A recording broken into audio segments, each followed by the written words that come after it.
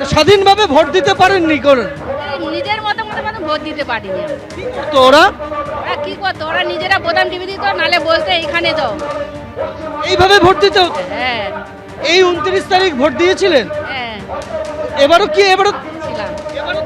না, এবারে তাই হয়নি, এবারে ভালোভাবে দিয়েছিলাম। আরো অনেকে রয়েছেন, তাদের সাথে কথা বলবো। সবাই এই মাঠের ধারে জড়ো হয়েছেন। আপনারা কি এর আগে ভোট দিতে পারতেন? না না, ভোট দিতে পারিনি আমরা এর আগে, শুধু হাতে কালি লাগিয়ে চলে আসতাম, ভোট দিতে পারিনি। এটা কবেকার কথা বলছে? 21 সালের কথা বলছি। না না, ভোট দিতে পারিনি। এর আগে ভোট দিতে পেরেছেন? ভোট নিজেরাই দিয়ে নিয়েছে, ভোট নিজেরাই দিয়ে নিয়েছে, আমাদেরকে দিতে দেয়নি। বুথ অব্দি গিয়েছিলেন? হ্যাঁ, নিজেরাই, অন্যরা দিয়ে দিয়েছে, আমাদের শুধু কালি লাগিয়ে ছেড়ে দিয়েছিল। প্রতিবাদ করতেন না?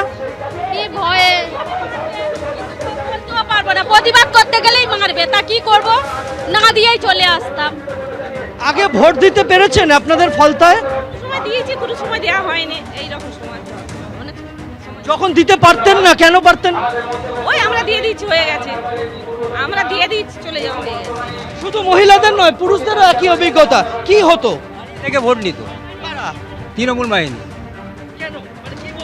কি বলতে, এখানেই ভোট দিতে হবে, এখানেই ভোট দিতে হবে, এখানেই ভোট দিতে হবে। কোথায় দিচ্ছিস ভালো করে দে, ঘর দর ভেঙে দেবো গেলে। আবার যারা তৃণমূলের লোক এবার ভোট দিতে পেরেছে? এবারে দিস, এই তো এবারে দিস। 21 সালে এখন ভোট দিয়ে এবারে দেবো, এবারে দিতে, এবারে দেবো। ভোট দিতে পার। কোথায় খুঁজে বার করো, কুটাই মাইতি কোথায়? কুটাই মাইতির আমাদের হাসিমনগরের ক্রিমিনাল, পশ্চিমবঙ্গের দ্বিতীয় রাজ্যপাল, গাড়ির নাম্বার নেই, তৃণমূলের আমলে গাড়ি চলছে। কোথা থেকে এলো এসব? 10 বছর ভোট দিতে দেয়নি, 10 বছর ধরে ভোট দেন না? পঞ্চায়েত ভোট, তাদের মতো দিতে হবে। পঞ্চায়েত ভোট ওয়াক আউট, প্রার্থী নমিনেশন করতে দেয় না, নমিনেশন করতে না, পিঠে তাড়ি দিয়েছে। ভোট দিতে পারেন? ভোট দিতে না, আমরা বিজেপি করে আমাদের ভোট দিতে না, আমার ঘরও ভেঙে দেওয়ার হুমকি দিয়েছে এইবারে।